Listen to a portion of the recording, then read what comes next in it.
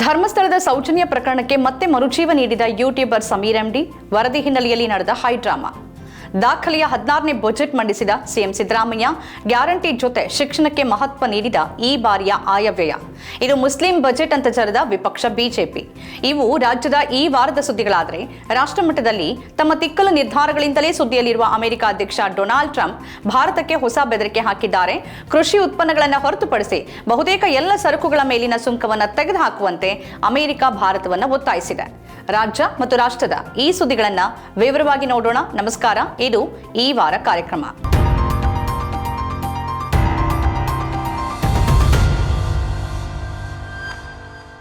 ಯಾವುದೇ ಒಂದು ಸುದ್ದಿ ವಿಚಾರ ಜನರ ಮನಸ್ಸಿಗೆ ತಲುಪಿ ಅದರ ಬಗ್ಗೆ ವ್ಯಾಪಕವಾದ ಚರ್ಚೆ, ಪ್ರಶಂಸೆ, ವಿರೋಧ ಉಂಟಾಗೋದು ಆ ವರದಿ ಅಷ್ಟು ಗಟ್ಟಿತನವನ್ನ ಹೊಂದಿದ್ರೆ ಮಾತ್ರ.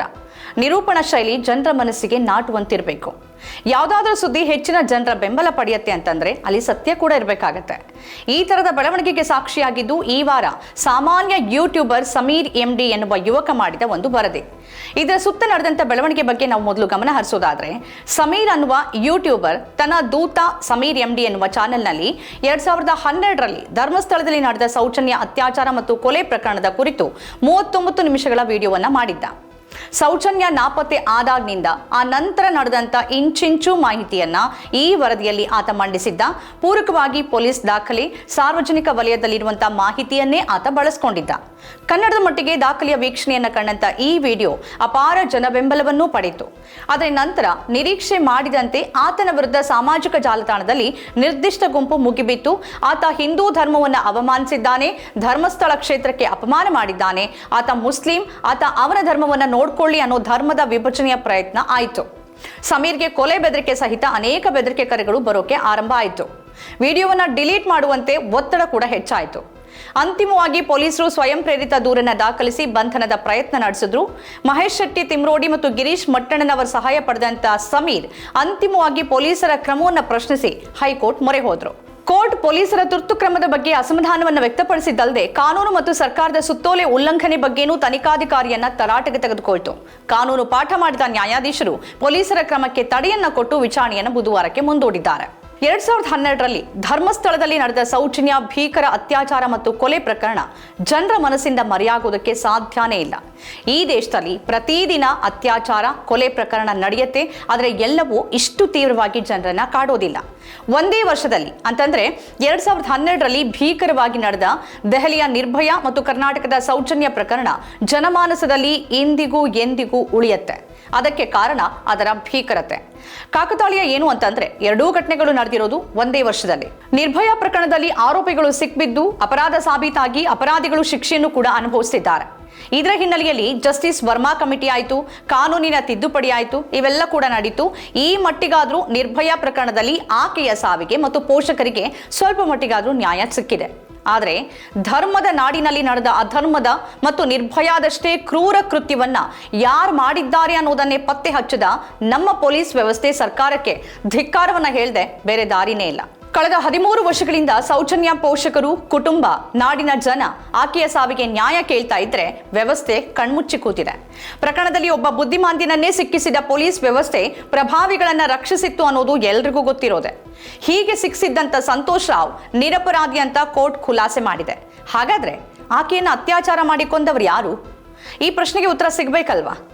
ನಿರ್ಭಯ ಪ್ರಕರಣದಲ್ಲಿ ಅಪರಾಧಿಗಳು ಸಾಮಾನ್ಯ ಜನ ಆಗಿದ್ರು, ಹಾಗಾಗಿ ಆಕೆಗೆ ನ್ಯಾಯ ಸಿಕ್ತು. ಆದರೆ ಸೌಜನ್ಯ ಪ್ರಕರಣದಲ್ಲಿ ಪ್ರಭಾವಿಗಳಿದ್ದಾರಲ್ವಾ, ಅದಕ್ಕೆ ಕಾನೂನಿನ ಕಣ್ಣಿಗೆ ಬಟ್ಟೆಯನ್ನ ಕಟ್ಟಿದ್ರು. ಪುಣ್ಯ ಏನು ಅಂತಂದ್ರೆ, ಸೌಜನ್ಯ ಪ್ರಕರಣದ ನಂತರ ಆ ಭಾಗದಲ್ಲಿ ಕಾಣೆಯಾಗ್ತಿದ್ದ ಮಹಿಳೆಯರ ಸಂಖ್ಯೆಯಲ್ಲಿ ಗಣನೀಯ ಕಡಿಮೆ ಆಯಿತು. ನೇತ್ರಾವತಿಯಲ್ಲಿ ತೇಲಿ ಬರ್ತಿದ್ದ ಹೆಣಗಳು ಕಡಿಮೆ ಆದವು ಅನ್ನೋದು ಅಲ್ಲಿನ ಜನರ ಮಾತು. ಈಗ ನಾವು ಮತ್ತೆ ಸಮೀರ್ ವಿಚಾರಕ್ಕೆ ಬರೋದಾದ್ರೆ, ಆತ ತನ್ನ ವಿಡಿಯೋದಲ್ಲಿ ಹೇಳಿರುವಂತ ಯಾವ ವಿವರಗಳು ಕೂಡ ಹೊಸ್ತಲ್ಲ. ಈ 13 ವರ್ಷಗಳಲ್ಲಿ ಅಂತಂದ್ರೆ 2012ರಿಂದ ಇಲ್ಲಿ ತನಕ ಚರ್ಚೆ ಆಗಿರುವ, ಸಾರ್ವಜನಿಕವಾಗಿ ಲಭ್ಯ ಇರುವ ಪೊಲೀಸ್ ದಾಖಲೆಗಳೇ ಹೇಳುವ ವಿವರಗಳು ಈ ವರದಿಯಲ್ಲಿದೆ. ಆತ ಪ್ರಜ್ಞಾಪೂರ್ವಕವಾಗಿಯೇ ಈ ವಿಡಿಯೋದಲ್ಲಿ ಅನುಮಾನಿತ ಕುಟುಂಬ, ಅವರ ಹೆಸರು ಯಾವುದನ್ನು ಬಳಸಿಲ್ಲ. ಧರ್ಮದ ಬಗ್ಗೆ ಆಗ್ಲಿ, ದೇವರ ಬಗ್ಗೆ ಆಗ್ಲಿ, ಕ್ಷೇತ್ರದ ಮಹಾತ್ಮೆ ಬಗ್ಗೆ ಆಗ್ಲಿ ಅಪ್ಪಿ ತಪ್ಪಿನೂ ಈ ವಿಡಿಯೋದಲ್ಲಿ ಆತ ಮಾತಾಡಿಲ್ಲ. ಆತ ಕೇವಲ ಮುಂದಿಟ್ಟಿರೋದು ಅಲ್ಲಿ ನಡೆದಿರುವ ಘಟನಾವಳಿಗಳ ಹಿನ್ನೆಲೆಯಲ್ಲಿ ಅನುಮಾನಗಳನ್ನ ಮತ್ತು ಕೊಲೆಯ ಸುತ್ತಲಿನ ವಿವರವನ್ನ. ಹಾಗಾದ್ರೆ ಒಂದು ಅಪರಾಧ ಪ್ರಕರಣದ ವರದಿ ಹೇಗೆ ಧರ್ಮ ನಿಂದನೆ ಆಗತ್ತೆ? ಇಲ್ಲಿ ಧರ್ಮ ಮತ್ತು ದೇವರ ಹೆಸರನ್ನ ಮುಂದೆ ಮಾಡಿ ತಾವು ಬಚಾವಾಗೋಕೆ ಪ್ರಯತ್ನ ನಡೀತಿದೆಯಾ ಅನ್ನೋ ಅನುಮಾನ ಕಾಡುತ್ತೆ. ಈ ವರದಿ ಹಿನ್ನೆಲೆಯಲ್ಲಿ ರಾಜ್ಯ ಪೊಲೀಸರು ಎಷ್ಟು ಹೈ ಅಲರ್ಟ್ ಆಗ್ತಾರೆ ಅಂತಂದ್ರೆ ಇನ್ನೇನು ಕೆಲವೇ ಹೊತ್ತಲ್ಲಿ ಬಾಂಬ್ ಸ್ಫೋಟ ಆಗತ್ತೆ, ಅದನ್ನು ತಡಿಬೇಕು ಅನ್ನುವಷ್ಟು ಕಾಳಜಿ ಆತುರವನ್ನ ಪೊಲೀಸರು ತೋರ್ತಾರೆ. ಹುಬ್ಬಳ್ಳಿಯ ಕೌಲ್ ಬಜಾರ್ ಠಾಣೆ ಪೊಲೀಸರಂತೂ ಸ್ವಯಂ ಪ್ರೇರಿತ ದೂರನ್ನ ದಾಖಲಿಸಿ ಬಂಧನದ ಸಿದ್ಧತೆಯನ್ನು ಮಾಡ್ಕೊಳ್ತಾರೆ. ಎಷ್ಟು ಕ್ಷಿಪ್ರವಾಗಿ ಕೆಲಸ ಮಾಡಿದ್ರು ಅಂತಂದ್ರೆ ರಾತ್ರಿ ನೋಟಿಸ್ ಕೊಟ್ಟು ಬೆಳಗ್ಗೆ ಬಳ್ಳಾರಿಗೆ ಬೆಂಗಳೂರಿಂದ ವಿಚಾರಣೆಗೆ ಹಾಜರಾಗಬೇಕು ಅಂತ ಹೇಳ್ತಾರೆ. ಇಷ್ಟೆಲ್ಲ ಆಗೋ ಹೊತ್ತಿಗೆ ಸಮೀರ್ಗೆ ತಾನೊಬ್ಬನೇ ಏನು ಮಾಡೋಕ್ಕಾಗೋದಿಲ್ಲ ಅಂತ ಅರಿವಾಗ್ತಾ ಇದ್ದಂತೆ ಸೌಜನ್ಯ ಪರವಾಗಿ ಹೋರಾಡ್ತಿರುವಂತ ಮಹೇಶ್ ಶೆಟ್ಟಿ ತಿಮರೋಡಿ ಮತ್ತು ಗಿರೀಶ್ ಮಟ್ಟಣ್ಣನವರ ಸಹಾಯ ಪಡೆದು ಅಂತಿಮವಾಗಿ ಕೋರ್ಟ್ ಮೂಲಕ ತಾತ್ಕಾಲಿಕ ಜಯವನ್ನ ಪಡ್ಕೊಂಡಿದ್ದಾನೆ. ಇನ್ನು ಸಿದ್ದರಾಮಯ್ಯನವರು ಮತ್ತು ಗೃಹ ಸಚಿವ ಪರಮೇಶ್ವರ್ ನೇತೃತ್ವದ ಕಾಂಗ್ರೆಸ್ ಸರ್ಕಾರದ ಬಗ್ಗೆ ಏನ್ ಹೇಳೋದು? ಬಿಜೆಪಿ ನೇತೃತ್ವದ ರಾಜ್ಯಗಳಲ್ಲಿ ಅಭಿವ್ಯಕ್ತಿ ಸ್ವಾತಂತ್ರ್ಯ ಹರಣ ಆಗ್ತಿದೆ, ವಾಕ್ ಸ್ವಾತಂತ್ರ್ಯ ಇಲ್ಲ, ಪತ್ರಿಕಾ ಸ್ವಾತಂತ್ರ್ಯ ಇಲ್ಲ ಎನ್ನುವ ಇವರ ಸರ್ಕಾರದಲ್ಲಿ ಅದೆಲ್ಲವನ್ನ ಹೇಗೆ ದಮನಿಸಲಾಗ್ತಿದೆ ಅನ್ನೋದಕ್ಕೆ ಸಮೀರ್ ಪ್ರಕರಣ ಒಂದು ಉದಾಹರಣೆ ಮಾತ್ರ. ಇದೇ ರಾಜ್ಯದಲ್ಲಿ ಬಹಿರಂಗವಾಗಿ ಧರ್ಮದ ವಿರುದ್ಧ ದ್ವೇಷ ಹರಡುವ, ಕೋಮು ಪ್ರಚೋದನೆಯ ಭಾಷಣ ಮಾಡುವ, ಗಲಭೆಗೆ ಕರೆ ಕೊಡೋರ ವಿರುದ್ಧ ತೋರಿಸದ ಪೌರುಷವನ್ನ ಒಬ್ಬ ಸಾಮಾನ್ಯ ಯೂಟ್ಯೂಬರ್ ವಿರುದ್ಧ ತೋರಿಸ್ತಾರೆ ಅಂತಂದ್ರೆ ನಿಜಕ್ಕೂ ನಾಚಿಕೆ ಆಗ್ಬೇಕು. ದೊಡ್ಡ ಸೋಕಾಳ್ ಪತ್ರಕರ್ತರು ಆಳೋರ ಭಟ್ಟಂಗಿಗಳಾಗಿರುವಾಗ ಪತ್ರಕರ್ತ ಅಂತ ಟ್ಯಾಗ್ ಅನ್ನ ಹಾಕೊಳ್ಳದ ಯೂಟ್ಯೂಬರ್ ಒಬ್ಬ ತನಿಖಾ ಪತ್ರಿಕೋದ್ಯಮದ ವರದಿ ಮಾಡಿದ್ದಾನೆ. ಅದಕ್ಕೆ ಜನರ ಬೆಂಬಲವೂ ಸಿಕ್ಕಿದೆ. ಕನ್ನಡದ ಮಟ್ಟಿಗೆ ಇದೊಂದು ದಾಖಲೆ. ಈ ವಾರ ಸಿಎಂ ಸಿದ್ದರಾಮಯ್ಯ ತಮ್ಮ ದಾಖಲೆಯ 16ನೇ ಬಜೆಟ್ ಅನ್ನ ಮಂಡನೆ ಮಾಡಿದ್ರು. 3 ಗಂಟೆ 30 ನಿಮಿಷಗಳ ಈ ಬಜೆಟ್ ಗಾತ್ರ 4,09,549 ಕೋಟಿ ರೂಪಾಯಿ. ತಮ್ಮ ಮಹತ್ವಾಕಾಂಕ್ಷಿ ಗ್ಯಾರಂಟಿ ಯೋಜನೆಗೆ ಬಜೆಟ್ನಲ್ಲಿ 51,300 ಕೋಟಿ ರೂಪಾಯಿ ಅನುದಾನವನ್ನ ಮೀಸಲಿಡಲಾಗಿದೆ. ಈ ಬಾರಿ ಬಜೆಟ್ನಲ್ಲಿ ಗಮನ ಸೆಳೆದಿರೋದು ಶಿಕ್ಷಣಕ್ಕೆ ನೀಡಿರುವ ಆದ್ಯತೆ. ಬಜೆಟ್ನ 10% ಶಿಕ್ಷಣಕ್ಕೆ ಮೀಸಲಿಟ್ಟಿರುವ ಈ ಬಜೆಟ್ನಲ್ಲಿ ಹಲವಾರು ಕ್ರಮದ ಭರವಸೆಯನ್ನ ಕೊಡಲಾಗಿದೆ. ಇದೊಂದು ಆಶಾದಾಯಕ ಬೆಳವಣಿಗೆ. ಶಿಕ್ಷಣಕ್ಕೆ ಮತ್ತು ಆರೋಗ್ಯಕ್ಕೆ ಹೆಚ್ಚಿನ ಒತ್ತನ್ನ ನೀಡಬೇಕು ಅನ್ನೋ ಕೂಗಿದೆ. ಆದರೆ ಆರೋಗ್ಯಕ್ಕೆ ಈ ಬಜೆಟ್ನಲ್ಲಿ ಸಿಕ್ಕಿರೋದು ಕೇವಲ 4% ಮಾತ್ರ. ಉಳಿದಂತೆ ಮಹಿಳಾ ಮತ್ತು ಮಕ್ಕಳ ಕಲ್ಯಾಣ ಇಲಾಖೆಗೆ ಬಜೆಟ್ನ 8% ಕೊಡಲಾಗಿದೆ. ತೆರಿಗೆ ಸಂಗ್ರಹದ ಗುರಿಯನ್ನು ಹೊಂದಲಾಗಿದ್ದು ಅಬಕಾರಿ ಇಲಾಖೆಗೆ ಟಾರ್ಗೆಟ್ ಅನ್ನು ಫಿಕ್ಸ್ ಮಾಡಲಾಗಿದೆ. ರಾಜ್ಯವನ್ನ ನಕ್ಸಲ್ ಮುಕ್ತ ಅನ್ನೋ ಘೋಷಣೆ ಮಾಡಲಾಗಿದ್ದು ನಕ್ಸಲ್ ನಿಗ್ರಹ ದಳದ ವಿಸರ್ಜನೆ ಬಗ್ಗೆ ಬಜೆಟ್ನಲ್ಲಿ ಪ್ರಸ್ತಾಪ ಮಾಡಲಾಗಿದೆ. ಇನ್ನು ಬಜೆಟ್ನಲ್ಲಿ ಅಲ್ಪಸಂಖ್ಯಾತರ ಅಭಿವೃದ್ಧಿಗೂ ಗಮನ ಹರಿಸಲಾಗಿದೆ. ಕೇಂದ್ರದ ತೆರಿಗೆ ತಾರತಮ್ಯದ ಬಗ್ಗೆನೂ ಗಮನ ಸೆಳೆದಿರುವಂತಹ ಬಜೆಟ್ 16ನೇ ಹಣಕಾಸು ಆಯೋಗದ ಮುಂದೆ ರಾಜ್ಯದ ಬೇಡಿಕೆಗಳನ್ನು ಮುಂದಿಟ್ಟಿದೆ. ಇನ್ನು ಆಡಳಿತ ಪಕ್ಷದ ನಾಯಕರು ಬಜೆಟ್ ಜನಪರ ಅಂತಂದ್ರೆ ವಿಪಕ್ಷಗಳು ಜನ ವಿರೋಧಿ ಅಂತ ಕರೀತಿವೆ. ಪ್ರತಿಪಕ್ಷ ಬಿಜೆಪಿ ಇದು ಮುಸ್ಲಿಂ ಬಜೆಟ್ ಅಂತ ಕರೆದಿದೆ, ಹಲಾಲ್ ಬಜೆಟ್ ಅಂತಿದೆ. ಬಜೆಟ್ ಕುರಿತಾಗಿ ಭಿನ್ನಾಭಿಪ್ರಾಯಗಳಿದ್ರೆ ಅದರ ಬಗ್ಗೆ ವಿರೋಧವನ್ನು ವ್ಯಕ್ತಪಡಿಸುವ ಮತ್ತು ಟೀಕಿಸುವ, ವಿಮರ್ಶಿಸುವ ಅಧಿಕಾರ ಪ್ರತಿಪಕ್ಷಕ್ಕಿದೆ. ಆದರೆ ಅದರ ಎಂದಿನ ಪ್ಯಾಟರ್ನ್ ನಲ್ಲಿ ಹಿಜಾಬ್, ಹಲಾಲ್, ಆಜಾನ್ ಮೊರೆ ಹೋಗಿರೋದು ಬಿಜೆಪಿ ಮತ್ತು ಅದರ ನಾಯಕರ ಬೌದ್ಧಿಕ ದಾರಿದ್ರ್ಯದ ಜೊತೆ ಅಜ್ಞಾನವನ್ನು ಕೂಡ ಎತ್ತಿ ತೋರಿಸುತ್ತೆ ಹೊರತು ಮತ್ತೇನಿಲ್ಲ. ಅಂತಿಮವಾಗಿ ಬಜೆಟ್ನಲ್ಲಿ ಘೋಷಣೆ ಆಗಿದ್ದು ಎಷ್ಟು ಅನುಷ್ಠಾನಗೊಳ್ಳುತ್ತೆ ಮತ್ತು ಯಾವಾಗ? ಈ ಹಿಂದಿನ ಬಜೆಟ್ನಲ್ಲಿ ಘೋಷಣೆ ಆಗಿರುವಂತಹ ಯೋಜನೆಗಳು ಎಷ್ಟು ಮಟ್ಟಿಗೆ ಅನುಷ್ಠಾನಗೊಂಡಿವೆ ಅಥವಾ ಯಾವ ಹಂತದಲ್ಲಿದೆ ಅನ್ನೋದರ ವಿಶ್ಲೇಷಣೆ ನಡೀಬೇಕಿದೆ. ಅದಾಗದೇ ಇದ್ರೆ ಬಜೆಟ್ ಅನ್ನೋದು ಕೇವಲ ಅಂಕಿ ಸಂಖ್ಯೆಗಳ ಆಟವಾಗಷ್ಟೇ ಇರಲಿದೆ. ಇನ್ನು ರಾಷ್ಟ್ರಮಟ್ಟದಲ್ಲಿ ಕೃಷಿ ಉತ್ಪನ್ನಗಳನ್ನು ಹೊರತುಪಡಿಸಿ ಬಹುತೇಕ ಎಲ್ಲ ಸರಕುಗಳ ಮೇಲಿನ ಸುಂಕವನ್ನು ತೆಗೆದುಹಾಕುವಂತೆ ಅಮೆರಿಕ ಭಾರತವನ್ನು ಒತ್ತಾಯಿಸಿದೆ. ಇದು ಭಾರತಕ್ಕೆ ಟ್ರಂಪ್ನ ಹೊಸ ಬೆದರಿಕೆಯಾಗಿದೆ. ತೆರಿಗೆ ನೀತಿಯನ್ನ ಜಾರಿಗೊಳಿಸೋಕೆ ಟ್ರಂಪ್ ಏಪ್ರಿಲ್ 2ರ ಗಡುವನ್ನ ಇಟ್ಕೊಂಡಿರೋ ಹೊತ್ತಿನಲ್ಲಿ ಭಾರತಕ್ಕೆ ಇದು ಕಳವಳಕಾರಿ ಸಂಗತಿ. ರೆಸಿಪ್ರೋಕಲ್ ತೆರಿಗೆ ಅಂತಂದ್ರೆ ಭಾರತ ಹೇರುವ ತೆರಿಗೆಗೆ ಪ್ರತಿ ತೆರಿಗೆಯನ್ನ ಹಾಕಲಾಗುತ್ತೆ ಅನ್ನೋದನ್ನ ಟ್ರಂಪ್ ಸರ್ಕಾರ ಹೇಳಿದೆ. ಅಂದ್ರೆ ಭಾರತ ಅಮೆರಿಕದ ಯಾವುದೇ ಉತ್ಪನ್ನದ ಮೇಲೆ ಸುಂಕವನ್ನ ಹಾಕಿದ್ರೆ ಅಮೆರಿಕ ಕೂಡ ಭಾರತೀಯ ಸರಕುಗಳ ಮೇಲೆ ಅದೇ ಸುಂಕವನ್ನ ವಿಧಿಸುತ್ತೆ. ಅಂದ್ರೆ ಭಾರತಕ್ಕೆ ಅಮೆರಿಕ ಕಳಿಸುವ ಸರಕುಗಳ ಮೇಲೆ ಯಾವುದೇ ಸುಂಕ ಹಾಕಬಾರದು.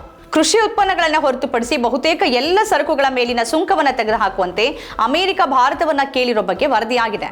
ಒಂದ್ ವೇಳೆ ಏನಾದ್ರೂ ಭಾರತ ಈ ಬೇಡಿಕೆಯನ್ನ ಒಪ್ಕೊಂಡ್ರೆ ಭಾರತದ ಹಿತಾಸಕ್ತಿಗೆ ಧಕ್ಕೆ ಆಗೋದು ಮಾತ್ರವಲ್ಲ, ಅಮೆರಿಕಾಗೆ ಇದು ದೊಡ್ಡ ಗೆಲುವಾಗಲಿದೆ. ಅಮೆರಿಕ ರೆಸಿಪ್ರೋಕಲ್ ತೆರಿಗೆ ಹಾಕೋ ಬಗ್ಗೆ ಮಾತನಾಡ್ತಿರೋದು ಒತ್ತಡದ ತಂತ್ರ ಮಾತ್ರವಲ್ಲ, ಪರೋಕ್ಷ ಬೆದರಿಕೆ ಕೂಡ. ಅಮೆರಿಕದ ಬೇಡಿಕೆಯಂತೆ ಭಾರತ ಶೂನ್ಯ ಸುಂಕವನ್ನ ವಿಧಿಸೋಕೆ ಸಾಧ್ಯ ಇಲ್ಲ. ಯಾಕಂದ್ರೆ ಭಾರತ ಸರಕುಗಳನ್ನ ಕಳಿಸ್ತಿರೋದು ಕೇವಲ ಅಮೆರಿಕಕ್ಕೆ ಮಾತ್ರ ಅಲ್ಲ, ಅಮೆರಿಕವನ್ನ ಹೊರತುಪಡಿಸಿ ಬೇರೆ ಹಲವಾರು ದೇಶಗಳಿಗೂ ಕೂಡ ಕಳಿಸುತ್ತೆ. ಈಗ ಅಮೆರಿಕ ನಮ್ಮೊಂದಿಗೆ ಶೂನ್ಯ ಸುಂಕದ ಬಗ್ಗೆ ಮಾತಾಡಿದ್ರೆ ನಾಳೆ ಯುಕೆನೂ ಅದನ್ನೇ ಕೇಳುತ್ತೆ, UAE ಕೂಡ ಅದನ್ನೇ ಕೇಳುತ್ತೆ. ಎಲ್ಲರ ಬೇಡಿಕೆಯನ್ನು ಈಡೇರಿಸೋದಕ್ಕೆ ಸಾಧ್ಯ ಆಗತ್ತಾ? ಟ್ರಂಪ್ ಭಾರತಕ್ಕೆ ಮಾತ್ರವಲ್ಲ ಕೆನಡಾ ಮತ್ತು ಮೆಕ್ಸಿಕೋಗೂ ಕೂಡ ಇದೇ ರೀತಿಯ ಬೆದರಿಕೆ ಒಡ್ಡಿದ್ರು. ಆದರೆ ಈ ನಿರ್ಧಾರವನ್ನ ಹಿಂದಕ್ಕೆ ತೆಗೆದುಕೊಳ್ಬೇಕಾಯ್ತು. ಕಾರಣ ಏನು ಅಂತಂದ್ರೆ ಅಮೆರಿಕ ಷೇರು ಮಾರುಕಟ್ಟೆ ಹೊಯ್ದಾಟದಲ್ಲಿದೆ. ಅದು ನಿರಂತರವಾಗಿ ಅಸ್ಥಿರವಾಗಿರುತ್ತೆ. ಟ್ರಂಪ್ ಏನೋ ಹಿಂದೆ ಮುಂದೆ ನೋಡದೆ ಹೇಳ್ಬಿಡ್ಬೋದು, ಆದರೆ ಮಾರುಕಟ್ಟೆ ಹಾಗೆ ಕೆಲಸ ಮಾಡೋದಿಲ್ಲ. ಅದಕ್ಕಾಗಿನೇ ಟ್ರಂಪ್ ಮೆಕ್ಸಿಕೋ ಮತ್ತು ಕೆನಡಾಗೆ ಸಂಬಂಧಪಟ್ಟ ಘೋಷಣೆಯಿಂದ ಯೂಟರ್ನ್ ಅನ್ನ ತೆಗೆದುಕೊಳ್ಬೇಕಾಯ್ತು. ಒಂದು ವೇಳೆ ಟ್ರಂಪ್ ಘೋಷಣೆ ಮಾಡಿರುವ ರೆಸಿಪ್ರೋಕಲ್ ತೆರಿಗೆ ಭಾರತದ ಮೇಲೆ ಜಾರಿಗೆ ತಂದ್ರೆ ಭಾರತ ಪ್ರತಿ ವರ್ಷ 61,000 ಕೋಟಿ ರೂಪಾಯಿ ನಷ್ಟವನ್ನ ಅನುಭವಿಸಬೇಕಾಗತ್ತೆ ಅನ್ನೋ ಅಂದಾಜಿದೆ. ಅದು ಭಾರತ ಭರಿಸಬೇಕಾಗಬಹುದಾದ ದೊಡ್ಡ ಹೊರೆಯೂ ಆಗಲಿದೆ. ಇವಿಷ್ಟು ಈ ವಾರದ ರಾಜ್ಯ ಮತ್ತು ರಾಷ್ಟ್ರ ಮಟ್ಟದ ಪ್ರಮುಖ ಸುದ್ದಿಗಳು. ಈ ರೀತಿಯ ಬೇರೆ ಬೇರೆ ವಿಶೇಷ ಕಾರ್ಯಕ್ರಮಗಳನ್ನು ತಾವು ನೋಡಬೇಕಾದ್ರೆ ನಮ್ಮ ಚಾನೆಲ್ ಸಬ್ಸ್ಕ್ರೈಬ್ ಮಾಡಿ. ನಮಸ್ಕಾರ.